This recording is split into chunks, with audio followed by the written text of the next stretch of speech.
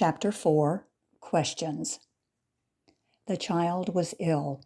It had caught cold, cried, and ate poorly. The doctor came and examined Hilda. She was well.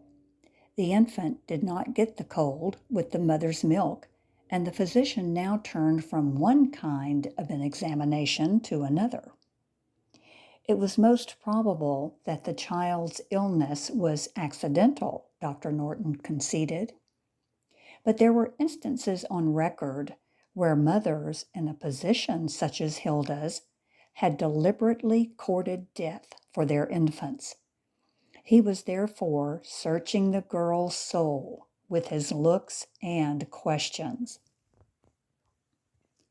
Hilda caught the drift of the examination by the doctor and nurses, and a wave of bitterness arose within her. Who gave them the right to insult her, to look at her in that way? Speech, short and vehement, was at the tip of her tongue, but she mastered herself. Parallel with her anger went the realization of her condition. She was alone and friendless. They could do her immense harm if she offended them. It was not the only insult she and her child would have to take from people. She swallowed hard and held her peace. The child's illness had focused all eyes in the ward on her. She became an object of sympathy and was talked about in whispers. In the late afternoon, the infant was much better, and Hilda permitted herself to relax for the first time that day. As she lay in the gathering dusk, various thoughts came to her. They were mostly of the child, of the boy he would be. Her musing took a different turn. Supposing the child were to die? She would be free again, free. She turned from these reveries as one turns from something disagreeable. The infant had drunk enough of bitterness before and at its birth. She should have only welcome thoughts for it now. As if to punish herself for her former conduct, she rushed into plans for the future, for her future, for the child's future, as a brave bather plunges into icy water. She went over her life in New York. She could not possibly stay longer in the small bedroom she had been living in before she went to the hospital. She would need a bigger room, and she would need different surroundings. She would need to bathe the child. A rooming house, the kind she had been living in, would hardly be the place for her now. The next thing she would need would be a woman to leave the baby with while she was away at work. She caught herself wondering at the readiness with which these exact wants were coming to her. She had persistently refused to entertain these things in her mind. And yet, here she was, knowing all particulars as if she had thought and planned them out long beforehand. Was it possible that the mother instinct had been at work within her stealthily, without her being aware of it, and in spite of her seeming hardness and determination not to see herself a mother? She was deciding things swiftly and firmly. She would give the child away to board during the day for 3 or 4 months. They were not taking children under that age in nurseries. 'Twas lucky summer was ahead with brief nights and long mornings. She would rise early and spend much time with the infant before parting with him for the day. With the setting of the sun, Hilda's plans became vague and uncertain once more. She was weary and cheerless. Difficulties were looming up. It was hard to be alone with one's thoughts, and it would be years before she would have someone to share them with, before the child would understand her. What lonely years they would be. What a hazy, uncertain road lay before her. She heaved a deep sigh. I shouldn't worry so much about the child, her neighbor Lydia spoke up. He's all right, and will surely be well in the morning. Will he? Hilda queried. She was glad to get away from herself. Of course he will, Lydia said heartily. I was just like you when I had my first baby, always worried stiff about him. But he came out all right.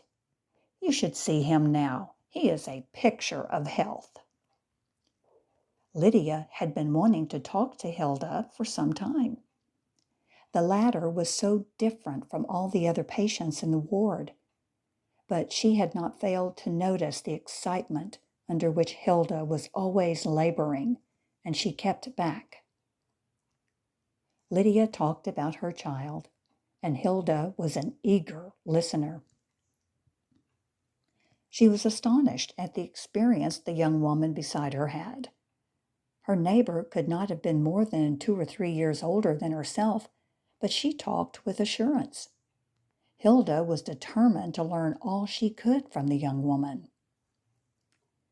You're American born, aren't you? Lydia spoke up unexpectedly. Hilda said she had been born in America.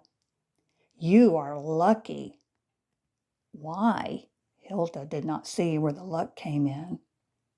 Oh, it's such a bother being born in Europe and then having to change here. Lydia was showing 2 rows of pretty, even teeth as she spoke. The names are different and the customs are different.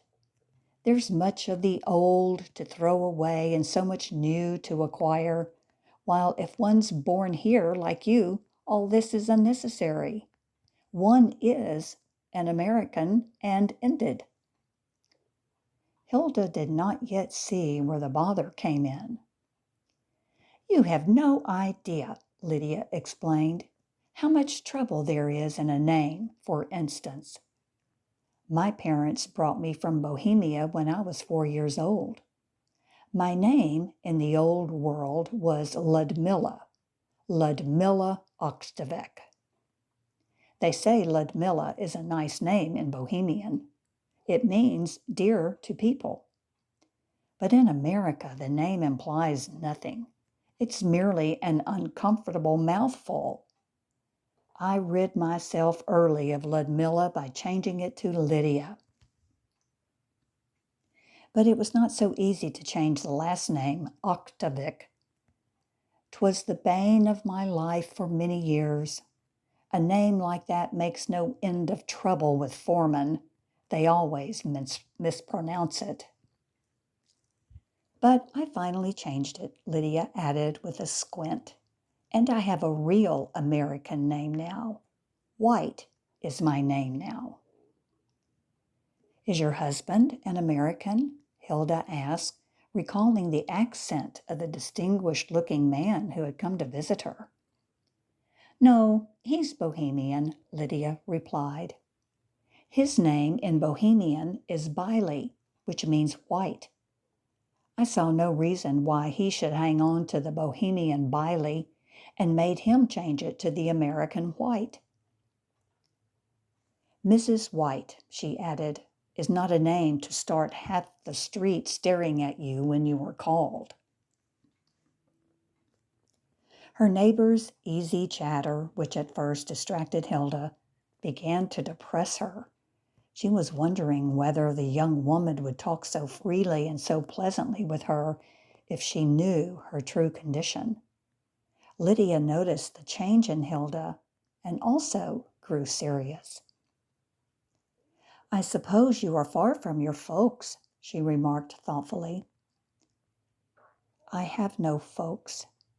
Hilda spoke barely above a whisper. Both were silent for some time. Finally, her curiosity got the best of Lydia. Your husband must be away. He hasn't been here to see you yet. Hilda did not answer at once. When she finally spoke, there was a tremor in her voice. I have no husband. I'm a widow, she said. Lydia shrank back.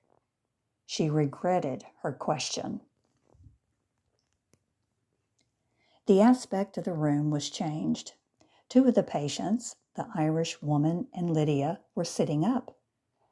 The Polish young woman was walking about the ward in her flowered kimono. From time to time, when she thought no one saw her, she would draw the kimono tightly about her body and gaze at her shape, filled with wonder and enjoyment at her return to normal proportions. It was a warm day. From the East River, gusts of wind came, leaving in their wake the breath of spring and an unaccountable longing. The head nurse was unusually pleasant and announced to the patients that if this weather kept up, the roof of the hospital would be thrown open to them in a day or two. From the hospital roof, one could see the East River and Long Island. There were not many more days left at the institution for Hilda. The next morning she would sit up, and then she would have 2 or at most 3 days more. At the end of that period, she would have to pick up her baby and go. The roar of the city outside, which now came to her oftener and with ever greater distinctness, instead of bringing her closer in touch with reality, took her away from it more and more. She tried to think, to formulate definite practical plans, but instead she found herself visioning, dreaming. The nurse came with the baby.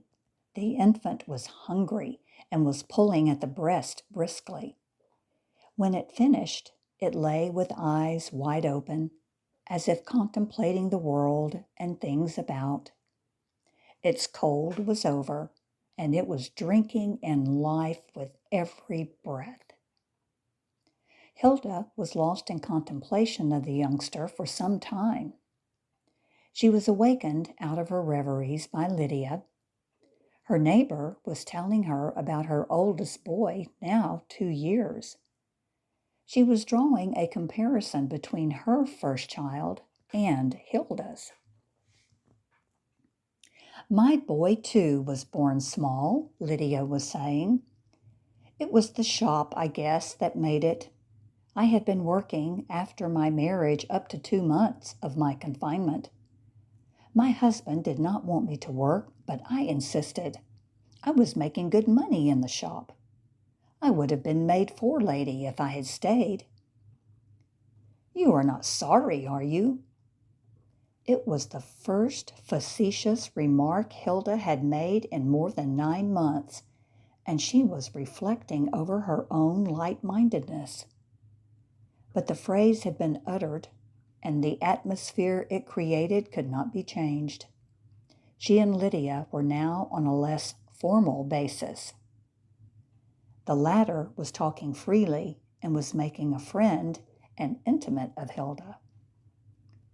No, she was not sorry, Lydia was saying, and went on telling Hilda about her husband. Hilda had seen him. He was handsome, but that was not all. Ernest White was a prince of a man. He was a violinist, an accomplished musician. He had studied at Vienna and came to America to make his fortune. But there were no fortunes waiting for artists who had no connections. He went to work at anything at all. In the meantime, they met and fell in love. After they married, they had to have a steady income, and Ernest took a job as a waiter in a Broadway restaurant.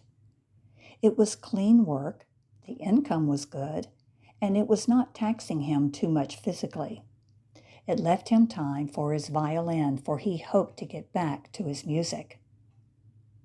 You're not a waitress, are you? Lydia turned on Hilda abruptly. The latter was absorbed in thought. No, Hilda replied. But what made you think I was one?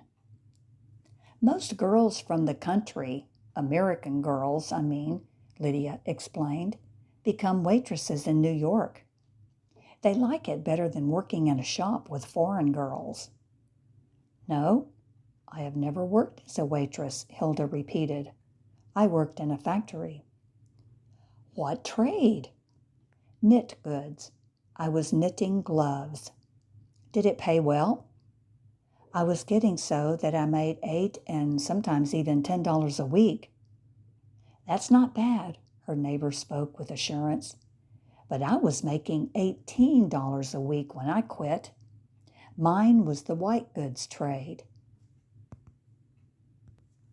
Shirt waists and the like. They pay girls in this trade something awful, but I was doing all the fine work, lace and embroidery, and I was good at it. They kept me at making samples mostly, and that was why I earned so well. Are you going back to the knit goods factory? Hilda was silent. She was pained and puzzled by the question. Before she had time to answer, Lydia had volunteered. If I were you, I shouldn't go back to a factory now. I would go to work in a restaurant, at least for a time. You can work half days, you know, in some of the places. My husband could tell you where to find such a place. 'Twould be good for the baby. You'd not be away from him so much, at least in the first few months. Hilda was pondering over this when Lydia, who was now walking about, came up to her bedside and began to examine the baby at close range. He has a regular man's face on him, and he does not in the least look like you, she announced very positively. Hilda felt the blood rush to her cheeks. Yes, she heaved a sigh. He looks like his father. A half-forgotten occurrence of her childhood suddenly came back to her. It concerned a young man, a neighbor of theirs who sometimes would come to their house in the evening. The young man was but a few months married. One morning he left his home to go to work and never returned alive. He had been working in the railroad yards as a switchman, and his body was cut in two by a train. Hilda resurrected the memory of this incident and clung to it. This memory, she determined, must now come to her rescue. Time and place must be changed, details blurred. Raymond Everett must become the dead switchman. The story of her widowhood must be made tangible, circumstantial. She must reinforce her lie in order to be allowed to live decently and truthfully. When in the course of the afternoon her neighbor, as Hilda had anticipated, brought up the subject of the child's father again, she briefly narrated to her the switchman's death. Lydia did not press her for details, thinking that she was too much moved by the memory of the tragedy, and for this Hilda was thankful. It was hard for her to lie in spite of all the justifications she had set up for the lie. Lydia was gazing at her with sorrowful eyes. Hilda's plight was not unfamiliar to her. In the shop where she worked, there had been several married women who were supporting themselves and their children. Some were even supporting their sick husbands. She was about to tell this to the girl, but checked herself. Why dwell on such things longer? What Hilda needed was to forget things as quickly as possible and spare her health. She would need all her strength to face the future. You know, Lydia said after a prolonged silence, the house where you lived in East 53rd Street is hardly a place for you to go back to with the baby. You must find something with a family, with folks who'd not merely know of your existence from rent day to rent day, but with people who'd be friendly, who'd take an interest in you. Hilda was staring in front of her vacantly. That was what she had been thinking of. But where was she to get such people?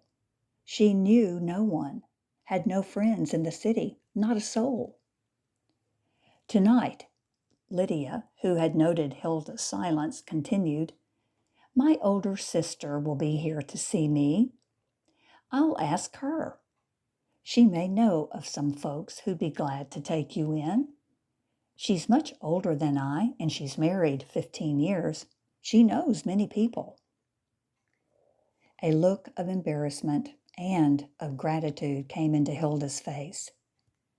"You are good," she said in a hoarse whisper, and smiled at Lydia through shining eyes.